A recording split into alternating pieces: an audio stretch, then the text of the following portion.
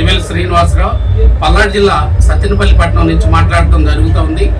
మరి మనం ఒక వ్యక్తి ఇంటికి బంధువులు వస్తేనే కర్రీస్ పాయింట్లకు కానీ సొంత అవసరాలకు కూడా కర్రీస్ పాయింట్కి పరిగెత్తే ఈ రోజుల్లో సనాతన ధర్మాన్ని నిలబెట్టేదానికి వినాయక చవితి ఉత్సవాలు సంవత్సరానికి రెట్టింపు ఉత్సాహంతో యువత కానీ మహిళలు కానీ చిన్నారులు సైతం మరి సత్తెనపల్లి నియోజకవర్గంలో అనేక ప్రాంతాల్లో గణేష్ మండపాలని ఏర్పాటు చేశారు. మున్పెన్నడూ లేని విధంగా సత్తెనపల్లి పట్టణంలో 61 అడుగులు ఎత్తులో గణనాథుణ్ణి పూర్తిగా మరి బంకమట్టి పర్యావరణ పరిరక్షణకు నిమిత్తంగా ఉండేటటువంటి పదార్థాలతో మరి వాటిని ఏర్పాటు చేసి అందరికి ఆదర్శంగా నిలిచారు. ఈ విధంగా వాస్తవానికి సత్తెనపల్లి నియోజకవర్గ పరిధిలోనే దాదాపు 4-5 కోట్ల రూపాయలు వెచ్చించి ఈ గణేష్ మండపాలు ఇంకా ఎక్కువ అమౌంట్ తోటే జరుగుతూ ఉన్నాయి. ఇవన్నీ మళ్ళీ ప్రజల్లోకి అనేక రూపాల్లో కళారూపంలో కానీ మరి ప్రసాదాల వితరణ కానీ అన్నప్రసాద వితరణ కానీ ఇతర అనేక రకాలైనటువంటి అన్నీ కూడా ఈ వెచ్చించేటటువంటి ధనం కూడా సామాన్యులకి, లైటింగ్ వాళ్ళకి, మైక్ వాళ్ళకి అనేక రకాలుగా వెళ్తూ ఉన్నాయి.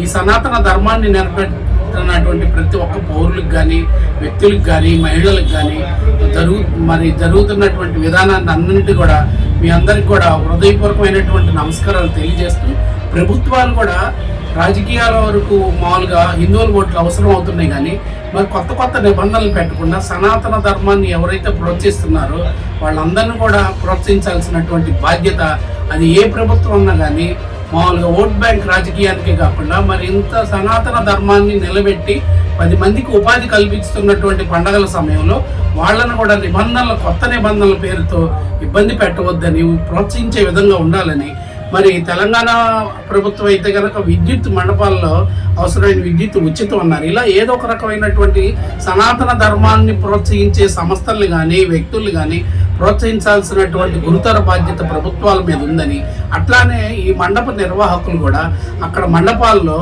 మరి భక్తి పాటలు మన సనాతన ధర్మాన్ని నిలబెట్టే పాటలనే ఈ 3 రోజులు కానీ 5 రోజులు కానీ వాళ్ళు ఏర్పాటు చేసిన అన్ని రోజులు ఉంచాలి. నిమజ్జన కార్యక్రమంలో కూడా మన సాంప్రదాయం, సమాజం, ఇతర మతాలు, యావత్ సమాజం మనల్ని గమనిస్తూ ఉంది కాబట్టి భక్తిపూర్వకమైనటువంటి పాటలతో నూతనమైనటువంటి కళారూపాలతో మామూలుగా గణేష్ నిమజ్జనం చేయాలి. కానీ మనం కూడా మార్పు చెందాల్సిన అవసరం ఉంది.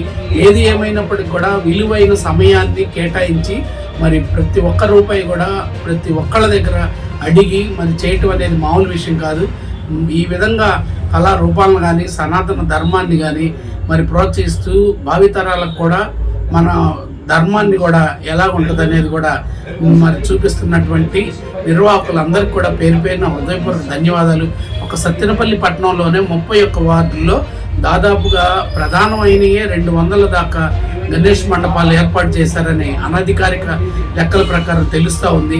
ఈ విధంగా అనేక కళారూపాలను ప్రోత్సహిస్తున్నటువంటి యువతకు మరి చిన్న కుర్రవాళ్ళకు కూడా మరి వాళ్ళు కూడా వీళ్ళందరినీ చూసి నేర్చుకొని చిన్న మండపాలు కూడా మరి ఏర్పాటు చేసి వాళ్ళ శక్తి కొలది కూడా వాళ్ళు దాచుకున్న డబ్బుల్లో కూడా కొంత వెచ్చించి నిమజ్జనం కూడా చేస్తున్నారు. పెను మార్పు కూడా ఏంటంటే ఇటీవల సమాజంలో వచ్చిన మార్పు, మహిళలు సైతం నిమజ్జన కార్యక్రమంలో పాల్గొంటూ అనేక రకాలుగా ప్రోత్సహిస్తున్నారు. ఈ విధంగా నిర్వహిస్తున్నటువంటి నిర్వాహకులకు అందరికీ మరొక మారు వాడవాడలా ఘనంగా వినాయక నిమజ్జనం ఉత్సవాలు. టుడే టీవీ పల్నాడు జిల్లా పొలిటికల్ బ్యూరో దుగ్గి నాగేశ్వరరావు.